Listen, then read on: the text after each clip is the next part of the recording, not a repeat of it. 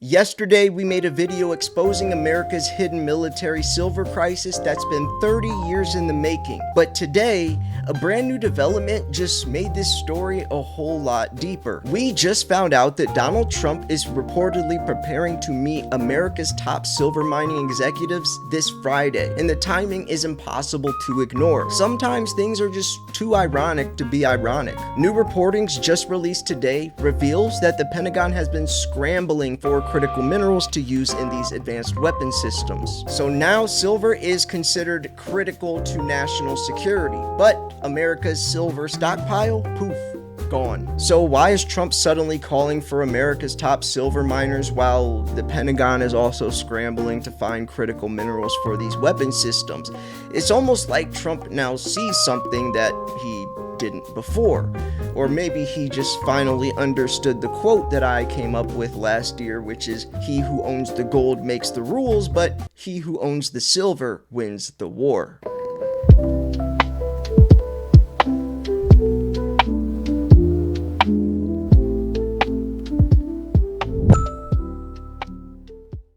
Sometimes I feel like I'm living inside the Matrix or the Twilight Zone or possibly even the Truman Show, because you cannot make this up.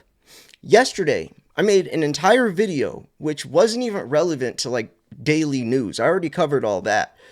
Yesterday, I made a video talking about the military's involvement with silver and, for the weapon systems and all that, yada, yada. Go check it out. It's a really good video. I dove deep into it, but today, the following day, this information comes out, which is now breaking news from the video yesterday that I was kind of just making from a macro level, which is talking exactly about what I was mentioning, which was the consequences of not being able to get enough silver for the military. There's going to be two articles. One, Trump expected to attend event with mining execs amid critical mineral push. This came out today, updated 4 hours ago. You always get it here first, folks. Fresh off the press. Another one today from AP News. U.S. companies are stepping up to cut reliance on China for critical minerals used in key weapons. The video I made yesterday was talking about how dangerous it's going to be if we do not have enough silver for these weapons, right? I made a whole video about it yesterday. Broke it down very deep. It's just crazy that literally the next day, we see it in action and they're actually aware of it. Now, did they watch my video? Trump watched my YouTube video yesterday. As soon as he got done watching the video and he clicked subscribe and left a comment and then texted me saying such a good video, immediately after calling Pete Hegseth and trying to schedule a meeting, an urgent meeting with the top mining execs in America because we have to get this silver because we don't have enough to make these weapon systems, and with how fast the silver is going in the sixth structural supply deficit and how silver is used in all of these different components, especially for military, and if we don't get a hold of it, in China banned silver exports on January 1st, and they're basically holding the market hostage, and we don't know what to do because we're at the mercy of our enemies. And Silver Slayer even said, I heard him on his video yesterday, he said, "He who owns the gold makes the rules, but he who owns the silver wins the war. We have all the gold." Well, maybe we don't in Fort Knox. By the way, check out my interview I did with Rafi Farber. I actually recorded it today, but it's probably going to come out tomorrow. But he said he hopes there's no gold in Fort Knox because then the system could crumble, and he wants that. Great interview. It's going to be crazy. He mixes morality and religion into precious metals and more than just like a hobby investment type of thing. But anyways, getting back to my original point, he heard Silver Slayer say, "He who owns the gold makes the rules, but he who's on silver wins the war." And now he's like, man, okay, well, we're way behind. We got to figure out something right now. Silver Slayer saved the world.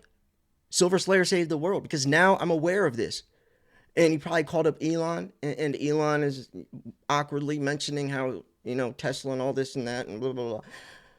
But yeah, folks, take what you want, leave the rest. This second article is the big one, though.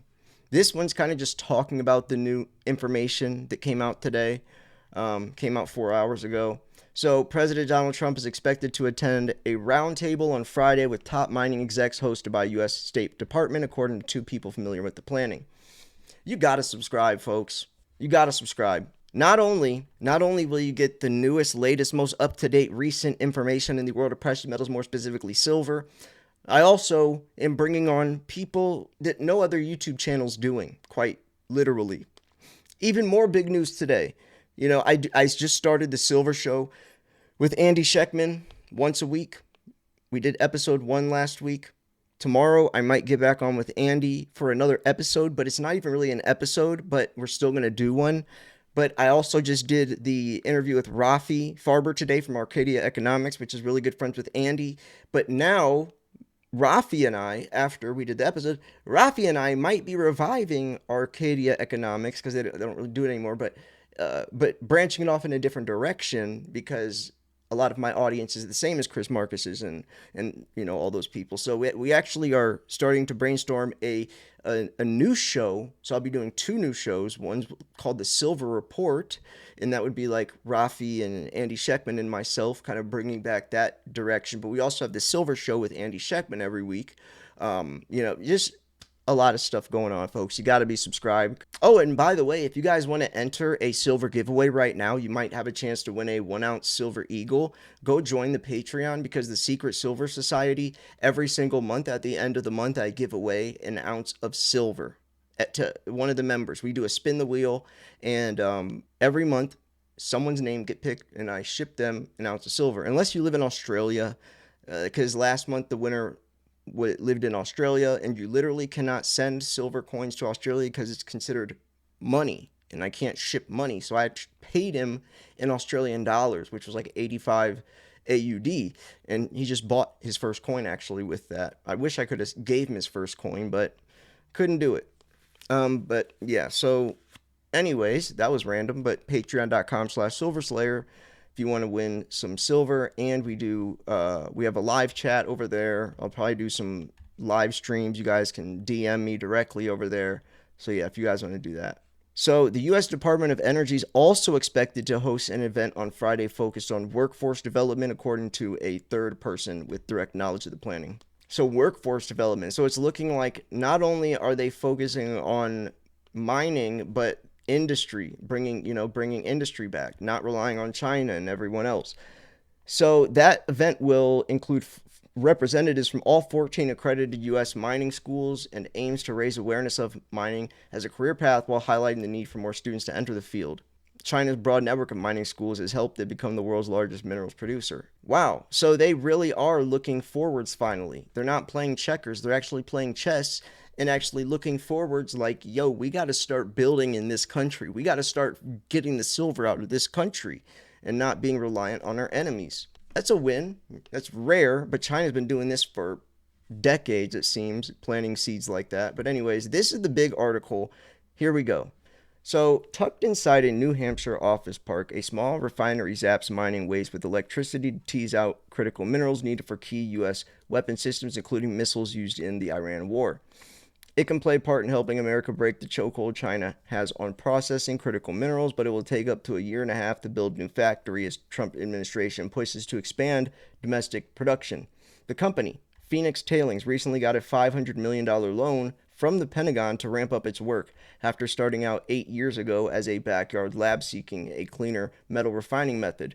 It's just the latest critical minerals company the government has backed. The task that workers carry out in heat resistant suits and sealed face masks has become more urgent as the Iran conflict draws down key munitions such as Tomahawk cruise missiles and THAAD interceptors. Now, cruise missiles use a lot of silver. It's not 500 ounces like people used to think. That started from a Reddit thread in 2011, but it's not true. I debunked that.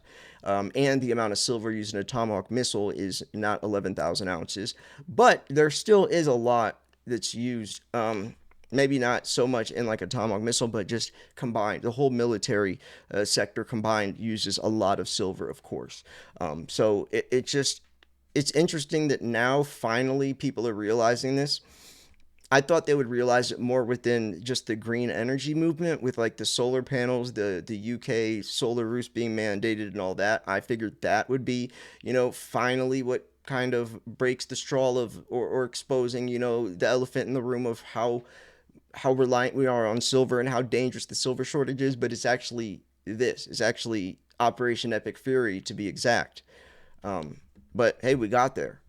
So it will be a tall order to challenge and replenish these stocks and scale up the time frame needed to meet defense demand and regulations.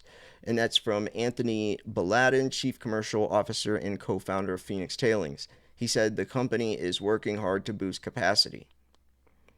And this is a good point, though. It takes years for companies across the industry to build new mines and boost production. Yeah, and I've talked to many mining execs, mining engineers, lots of different miners in this field. I actually just posted one with Chris Batala, which is the CEO of Oceanic Iron Ore Corp. Lots of different people. I've talked to many different people, from copper to gold to silver to iron ore, and they all say the same thing. Getting a mine up and running is very hard, very, very, I guess, time inducive, but most importantly, lucky. Because all of the regulations, the protests, you have to go to their government and get approved, and the local town has to agree, because sometimes, like, you can contaminate the groundwater, so like the local town people will, it's insane. Plus, on top of that, it takes about 10 years to get production up and running, because you have to scan it out, you have to look, you have to take samples, you have to do this, the regulations, the this, figure out how you're going to ship it, and this, and sometimes take waterways. But like Chris Batala was saying, well, about half the year, not half the year, about a fourth of the year, the ocean freezes over where they'd be shipping out to, so they have to get ice vessels to cut through the ice, unless you're going to take the train. But then this and this, it's like, dude, it's a nightmare. It's insane. You don't really think of it like that, but that's the reality. So just saying, and I say that because, over 1 billion ounces in the red the last 6 years. We could, mining production's 850 million ounces, Slayer. The last 6 years, we've been building a bigger gap to catch up with that, to catch up and break even. That's another like 10 years out. But by then, which, by the way, every automobile company by the year 2030 is going to be electric. And by then, the amount of silver we're going to need is just going to be making it worse and worse. And we're going to dig ourselves in a deeper and deeper and deeper hole, especially if these wars keep continuing on. And then China's still banning exports and keeping the chokehold on us. And I hope you guys all realize how dangerous this is, especially if we don't have enough silver to make the missiles, the weapons to win the war. I was being serious when I say he who owns the silver wins the war. Because if you don't have enough silver to make missiles and nuclear reactors and all that, then you're going to lose. And that's shown repeatedly throughout history as well. So anyways, folks, I'm going to wrap this video up here. What do you guys think about it? I know I did a lot of rambling today, but I'm in a good mood. A lot of big things been happening behind the scenes. I'm excited to get this episode out with Rafi tomorrow. I think you guys will enjoy that a lot. So yeah, make sure you subscribe. Daily news. There's like 15 different things I think I counted coming up over the next 2 months or a month and a half to look out for is happening, from like FOMC meetings and big events and all that. 15 different things I'm keeping an eye out for. Gonna research it. I'll make the video the same day this stuff comes out. You'll never miss a beat. Anyways, thanks for tuning in. This is Silver Slayer. I will see you guys tomorrow. Peace.